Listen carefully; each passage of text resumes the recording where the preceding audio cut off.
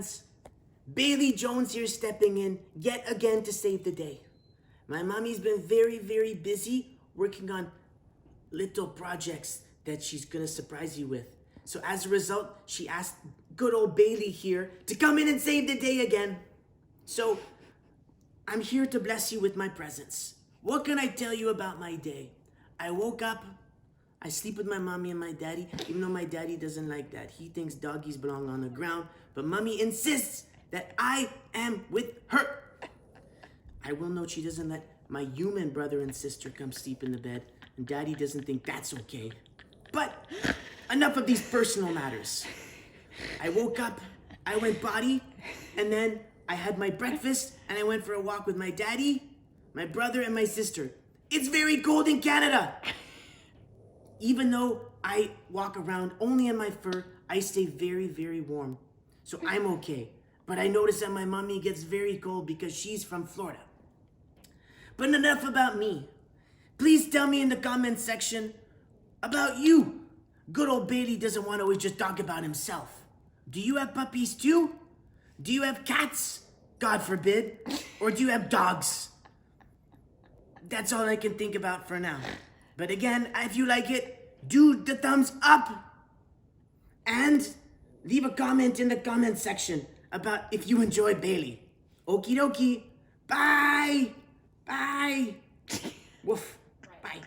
Hello, and thank you guys for bearing with me and being patient for some new video content.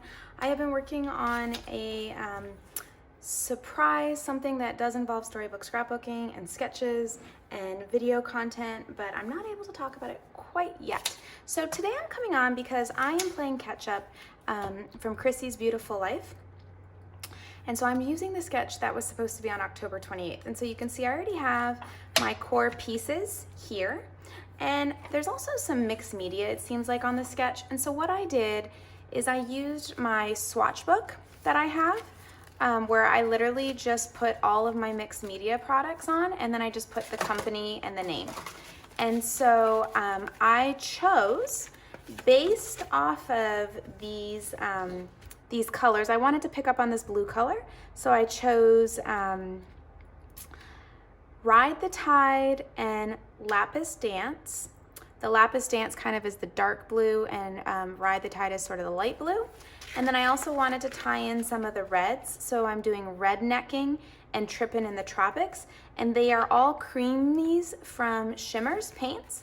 And I didn't really see a green, lime green, that kind of stuck out to me, and so that's what I wanted to do. And so one thing I wanted to show you is, you know, different people have swatches in different ways, and I just find that the least complicated I make it, the more likely I am to stick to it. And so I just use 4x6 cards that I have lying around, and I just swatch them. The only rule I have is I like to keep companies together. So this is Shimmers, so I wouldn't put like a Pink Fresh here, even though I have space for it. You know, Pink Fresh has its own. So that's the only thing that I do.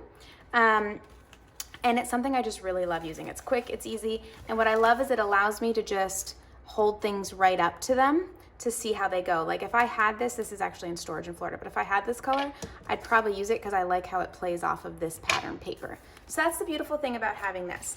The real reason I'm on here today though is I'm actually using this as a tip and tricks video. And so I wanted to share one of the ways I approach fussy cutting. So I want to use these flowers on this layout.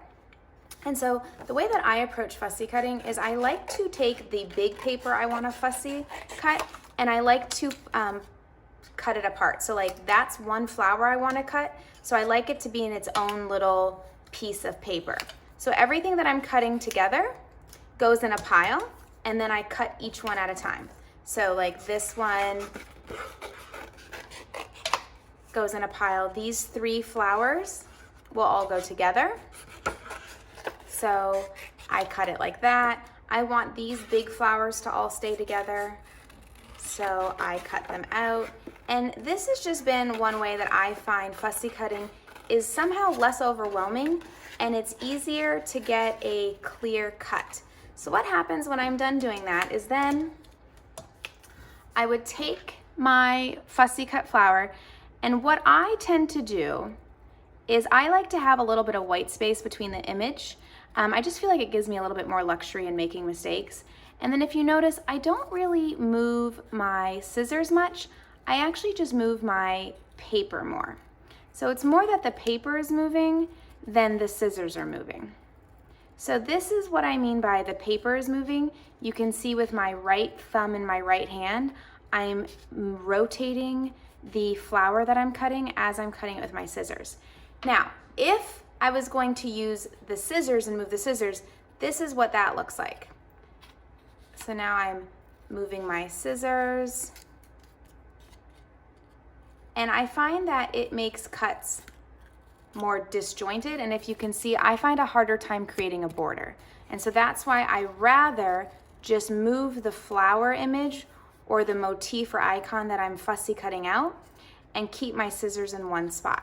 That's how I choose to approach it. And I'm really big about using up my stash. For a long time, I just had so much stuff from inheriting things and buying things and then taking breaks from crafting.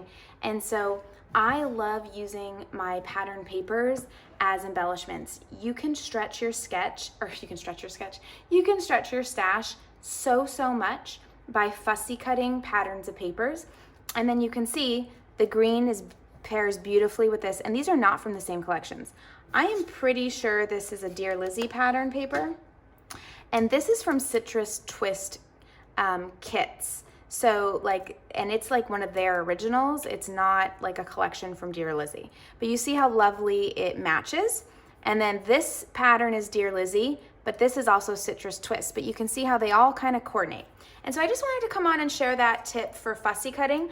So I like to take what I want to fussy cut, and then I like to break it down into smaller manageable pieces to cut. And then the most important thing I find is that when I cut, I like to just move my paper and not really move my scissors. And also, if you notice, I don't fussy cut with the tip of my scissors. I'm not like fussy cutting like that. I get really deep into the to the inside of my scissors. So you can see how deep the scissors are. And I find that that gets a cleaner cut. I also don't recommend using kids' scissors, like the safety scissors, because sometimes they don't give such a clean cut when you go super deep.